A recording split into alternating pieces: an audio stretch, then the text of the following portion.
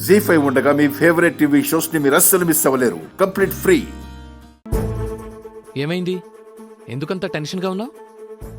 ఈ పూట అవనితో అందరూ చాలా జాగ్రత్తగా ఉండండి. మళ్ళీ ఏం జరిగింది? ఇందాక నిహారిక ఫోన్ చేసింది. అర్జెంట్ మీటింగ్ ఉందని చెప్పి ఆఫీస్ కి వెళ్తున్నానని చెప్పాడు. నేను ఆఫీస్ కి ఫోన్ చేస్తే ఆఫీస్ కి ఇంకా రాలేదు అని చెప్పారు. అక్కడికి ఏమైనా వచ్చాడా? నీకోసం తప్పదు కదా. అవని రూమ్ లో స్పీకర్ ఉంటే వెంటనే నీకు ఫోన్ చేసి చెప్తాను. లావణ్య వాళ్ళు నా రూమ్ చుట్టూ వైఫై లా తిరుగుతూనే ఉంటారు. అందుకే నేను ఒక పని చేస్తాను. శ్రీకర్ గారు నా రూమ్ లో లేకపోయినా ఉన్నట్టే నటిస్తాను. అటు నిహారిక తెలివితేటలతో ఇటు అవని తెలివితేటలతో పోల్చుకుంటే మనమెంత తెలివి తక్కువ వాళ్ళమో అర్థమవుతుంది. అనుమానమే లేదు. ఈ సంవత్సరం ఉత్తమ నటి అవార్డు అవనికే దక్కుతుంది. నువ్వు చెప్పినట్టు మనం చాలా చాలా జాగ్రత్తగా ఉండాలి. మనం అనుమానించి వెళ్తే శ్రీకర్ ఉండడు, పిచ్చోళ్ళం అయిపోతాం.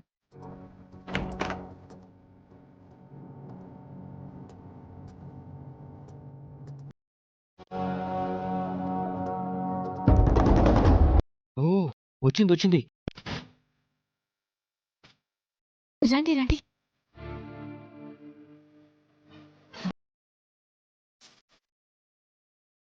అందరూ మనల్ని గమనిస్తున్నారు.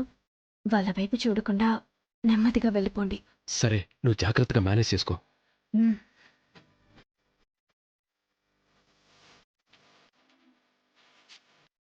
అక్కడ అవని కాకుండా మీకింకెవరన్నా కనపడుతున్నారా? ఏందబ్బా ఇది? అక్కడ శ్రీకర్ ఉన్నది నిజమా అబద్ధమా? మాట్లాడరేంటి? శ్రీకర్ ఉన్నట్టు నేను భ్రమపడుతున్నట్టున్నాను. ఉన్నాడని చెప్తే నేను తింగరోణ్ణి అయిపోతాను. బాయ్ శ్రీకర్ గారు.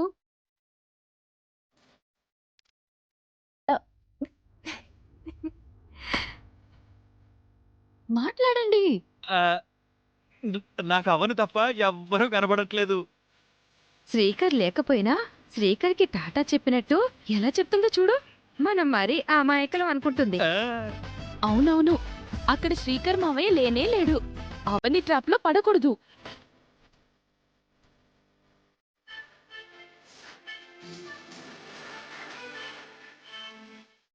మనం నిజంగా ఇంటెలిజెన్స్వి కాబట్టి అవని మోసం నుంచి మనం బయటపడ్డాం. లేదంటే అమ్మ వాళ్ళని పిలిచి ఫూల్స్ అయిపోయేవాళ్ళం. అవును, అది మాత్రం నిజం. అక్కడ అవని తప్ప శ్రీకర్ లేడు. అంతా మన భ్రమ. అవునవునవును, అంతా మన భ్రమే.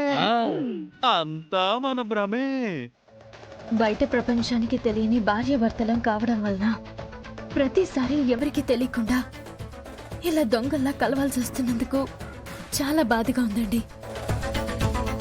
ఆ ఇంటి నుంచి తొందరగా వచ్చేయండి. ఆ ఇంట్లో ఒక్కో రోజు ఒక్కో యుగంలా గడుస్తుంది. ఉండాలని లేకపోయినా ఉండక తప్పటం లేదు. సరైన అవకాశం దొరికితే తొందరగా వచ్చేస్తాను.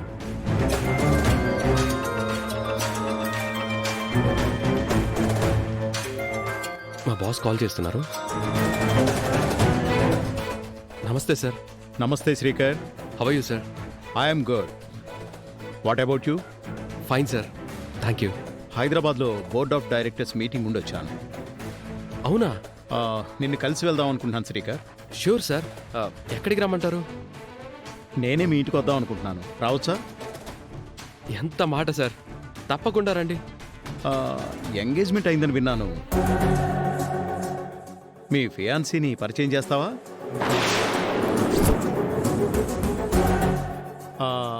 అలాగే మీ ఇంట్లో లంచ్ కూడా చేద్దాం అనుకుంటున్నాను.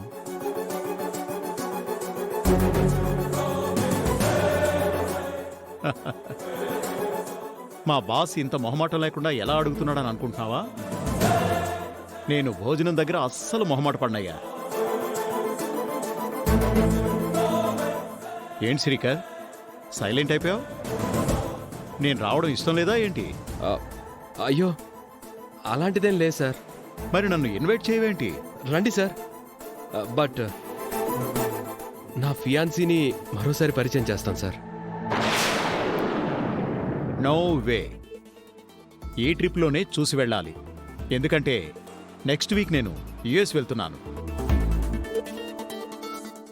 ఆఫ్ కోర్స్ సార్, బట్ ఎందుకయ్యా ఎస్కేప్ కావడానికి ట్రై చేస్తున్నావు? నేను వచ్చేసరికి నీ ఫియాన్సీని ఇంటికి పిలిపించు. అలాగే లొకేషన్ సెండ్ చేయి. నేను మీటింగ్ అటెండ్ అయ్యి 1 అవర్లో మీ ఇంటి దగ్గర ఉంటాను. ఓకేనా? Okay sir. బాయ్.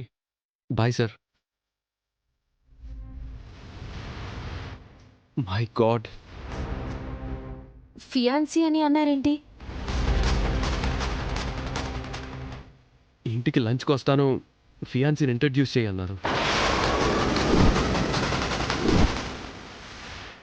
ఆయన అంతలా అడిగినప్పుడు చూపించకపోతే ఫీల్ అవుతారు. ఇప్పుడు ఏం చేద్దాం అనుకుంటున్నారు? అర్థం కావటం లేదా అవని? మన ఇంటికి తీసుకెళ్ళి నిన్ను చూపించలేను. అలా అని నిన్ను వేరే ఏదైనా ప్లేస్కి తీసుకెళ్ళి చూపిద్దామంటే ఆయన ఇంటికే వస్తానని నిర్మోహమాటంగా అంటున్నారు.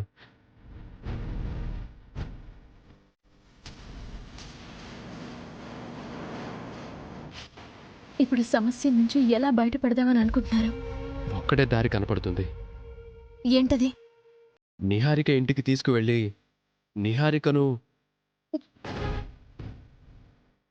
ఆపండి.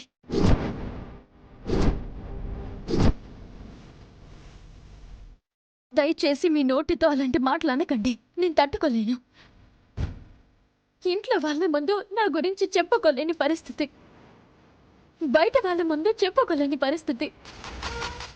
నేను ఈ జన్మలో మంచిదాన్ని అయి ఉండొచ్చు కానీ గత జన్మలో మాత్రం భయంకరమైన పాపాలు చేస్తుంటాను. అందుకే దేవుడు నాకు ఇలాంటి శిక్షలు వేస్తున్నాడు. వేరే పరిష్కారం కనిపించడం లేదవని. జీ5 యాప్ డౌన్లోడ్ చేసి అన్ని ఎపిసోడ్స్ పూర్తి ఉచితంగా చూడండి.